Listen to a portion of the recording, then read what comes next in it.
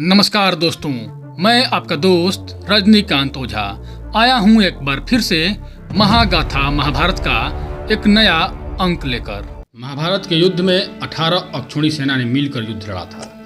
एक अक्षौणी सेना में कितने हाथी, घोड़े, पैदल आदि होते हैं और कितने सैनिक होते हैं, इसके अलावा कौन कौन महारथी लड़े थे, इस युद्ध में आपको मैं आज बताने वाला हूँ। महाभारत के आदि पर्व और सभा पर्व के अनुसार महाभारत के युद्ध में कौरवों के पास 11 अक्षौणी तथा पांडवों के पास 7 अक्षौणी सेना थी। कौरवों के पास ज़्यादा सैन्य बल और महारथी होने के बाद भी वे जीत नहीं सके।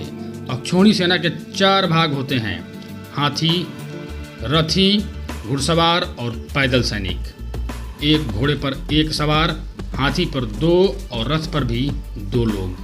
रथ में 4 घोड़े लगे रहते हैं। इनके आसपास 5 पैदल सैनिक होते हैं। 1 रथ, 1 हाथी, 5 पैदल सैनिक और 3 घोड़ों को मिलाकर 1 पत्ती। 3 पत्ती का एक सेनामुख होता है। 3 सेनामुख का एक गुल्म, 3 गुल्म का एक गण होता है। 3 गण की एक वाहिनी, 3 वाहिनी की एक पृतना होती है।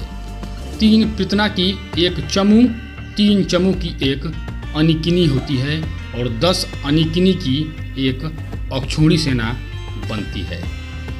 एक अक्षौणी सेना में 21,870 रथ, 21,870 हाथी, 1,09,350 पैदल सैनिक, 65,610 घोड़े होते हैं, अर्थात 2,18,700।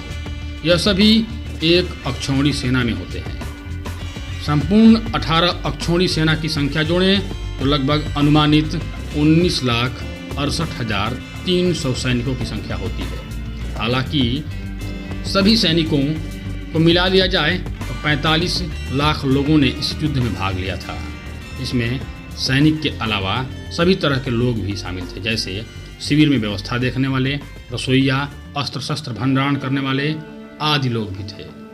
लाखों लोगों के मारे जाने के बाद कहते हैं कि लगभग 24,165 कौरव सैनिक लापता हो गए, जबकि महाभारत के युद्ध के पश्चात कौरवों की तरफ से 3 और पांडवों की तरफ से 15 यानी कुल 18 योद्धा ही जीवित बचे थे, जिनके नाम थे कौरव के कृतवर्मा, कृपाचार्य और अश्वत्थामा, जबकि पांडवों की ओर से युयुत्सु, युधिष्ठिर, अर्जुन, भीम, नकुल, सहदेव, श्री कृष्ण, सात्यकी आदि।